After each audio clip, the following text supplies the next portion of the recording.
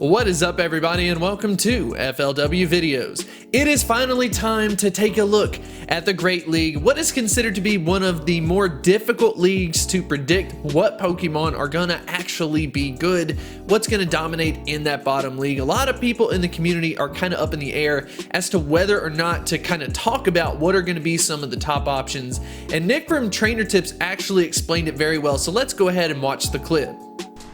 So you want to start prepping for PvP in Pokemon Go. I don't blame you. I want to start prepping too. The number one question that's being asked is, what are the best Pokemon for PvP in Pokemon Go? And that is not a question that can be answered right now. Let me explain why. It's easy to look at the gym system or the raid system and decide which Pokemon are the best to use against certain Pokemon. We can definitely do that for PvP eventually as well. But the reason that we can't definitively say which Pokemon are going to be the best for PvP is because you don't always know what you're going up against.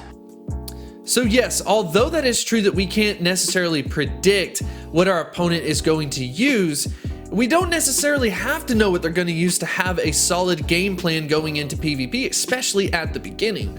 I want to go ahead and use the quote, "Sometimes the best offense is a good defense." And that is actually how I came up with this top 5 list for the Great League. It's taking a look at Pokemon that either have a super low number of weaknesses, even down to just one, or Pokemon that just have an insane amount of resistances, so no Pokemon is pretty much going to be able to get super effective damage against you. And we've got a really cool list. We've got some strategies to talk about. So if this video is helpful to you, make sure to hit that like button and subscribe. But without further ado, let's go ahead and get into the video.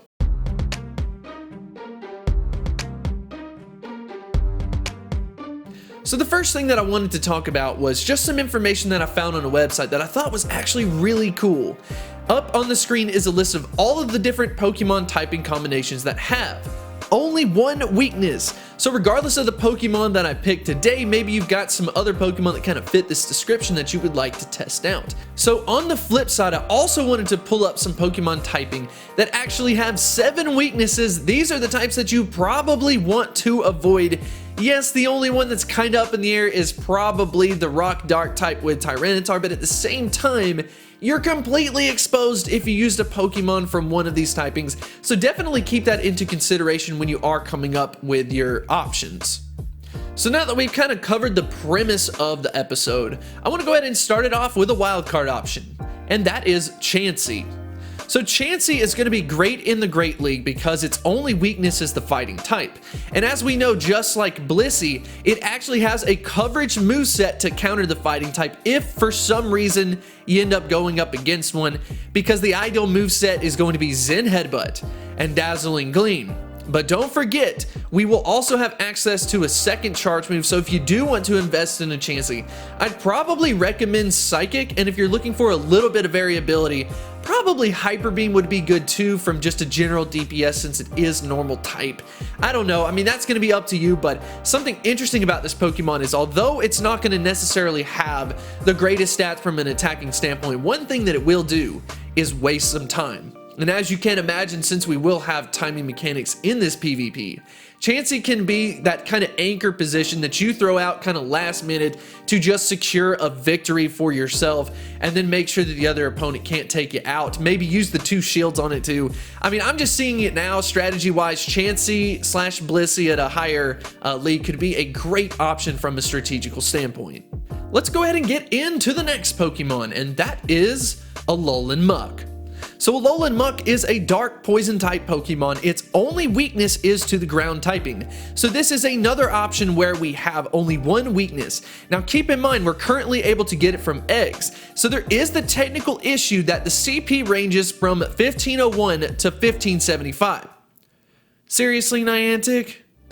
But don't worry, I have a way around this. Think about this. If you go ahead and trade your Muck, you can get yourself down below that 1500 CP, meaning that you can have a Pokemon that is not supposed to be in that bottom league all of a sudden in there, and it's going to do great from just having only one weakness to ground type. And as we all know, ground type just doesn't have the muscle that it needs as far as like the movesets and stuff go. So this could be a solid option. But if you are curious about kind of the ideal moveset, the ideal moveset is probably Poison Jab, Gunk Shot, and Dark Pulse.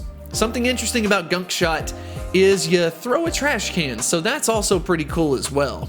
We have one more Pokemon to talk about that only has one weakness. Then we'll get into some Pokemon that will be great because of the resistances. Up next is Spiritomb. So Spiritomb is a Dark Ghost type. Spiritomb is going to be great in the Great League because its only weakness is the Fairy typing. In addition to that, just imagine there are no Fairy type quick moves, which means you can only get hit from what is super effective against you via the charge move, and you have 2 shields, so it could be a solid option. You will need to level up to probably about 30, and as far as the moves are concerned, Feint Attack and Shadow Ball are going to be great options. This is the first Pokemon on this list that I'm actually not going to recommend you to pull open a second charge move. The reason being is because the other option available is yet again another ghost type move and not necessarily as good as Shadow Ball, so you're not going to get as much of a benefit from it, but at the end of the day, that's up to you. I just wanted to put that disclaimer in since it will cost not only Stardust but also Candy.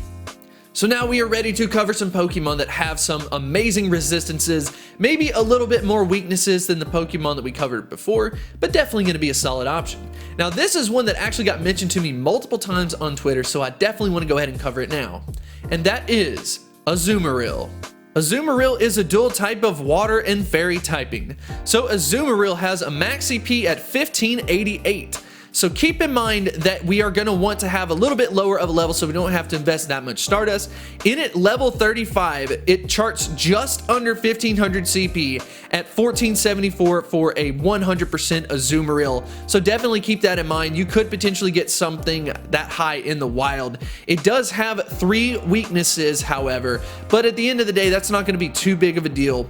Also, we have 7 resistances, which is definitely up there. The ideal moveset, we have Bubble, Play Rough, and Hydro Pump.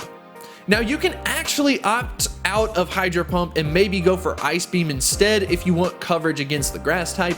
So all of a sudden having 3 weaknesses kind of comes down to 2 just because you have coverage against one of them. But at the end of the day, that's going to have to be your own decision that you make. But I definitely think that Azumarill has a bright future in the Great League. So we are now down to the final 2 options, and I actually don't think a lot of people are going to think about these Pokemon. So in at that number 2 spot is Skarmory. So Skarmory is a dual type of Steel and Flying type. Skarmory is going to be excellent for the Great League because it has a very low number of weaknesses first off. It is only weak to Fire and Electric typing. And then up next, it has an astounding 10 resistances. Yes, 10 resistances. And then when we get into the ideal moveset, we do have some good news because we have Steel Wing on the quick move that is going to be great, as well as Sky Attack as that charge move, and then finally Flash Cannon. As many of you know, when you've got a Pokemon like Moltres, for example, gaining access to Sky Attack. Sky Attack is a really good move, and then of course you would get stabbed using Skarmory as well. So you've got some Steel type moves which are just good at just general DPS, and then at the same time you have an excellent move on the Flying type. So I don't know, I mean, it seems like a good option to me. It's got a low number of weaknesses, a high number of resistances, and it has a fairly good moveset as well, which I personally think it deserves to be on this list. So we saved one of the best for last, a Pokemon that I don't think very many people are going to think about, and that is Mawhile. So Mawhile is a dual type of Steel and Fairy typing. Mawhile is going to be great for the Great League because, once again, only 2 weaknesses, and that is Fire and Ground typing. At the same time, it ends up having 11 resistances. Yes, that's right, 11. So any Pokemon that goes up against you, odds are it is going to fall into that list. And of course, when we are talking about the ideal moveset, so interesting on this one because we want to use Bite as the quick move, Play Rough as the charge move, and then finally, as the alternate charge move, we would want to use the move Iron Head. The reason why this is so interesting is because we could end up having 3 different types throughout our moveset. So whatever you go against, you can kind of dictate what you want to use in that way. And once again, we've got a ton of resistances, a low number of weaknesses, and it is going to be a fairly solid option based on how the CP works. You're not necessarily going to have to power it up that much. At level 35, you're technically going to get above 1500 CP, but you could probably go for the mid 30s and still be a good option. But regardless, it's going to have to be an investment that you want to make. It just depends on how competitive you want to be at the Great League. So yeah, that just about wraps up the video. Of course, this is based on my own opinion, trying to use some statistics that we can't actually calculate right now. But at the end of the day, I do want to put a disclaimer to say, don't use your Stardust until PvP comes out and we can 100% confirm that something weird doesn't hold back any of these Pokemon. But let's go ahead and end on a question of the day. What is an option that you want to use at the Great League? You've got so many options. Technically, some legendaries fall into it if you catch them in the special research just because they fall below 1500, so maybe you want to use one of those. But regardless, let me know in the comments section below. And if you did enjoy this video, make sure to like and subscribe, and I will see you next time. Hit me like a tidal wave, triggered by the aftershock. Hit me like a tidal wave, triggered by the aftershock. Oh.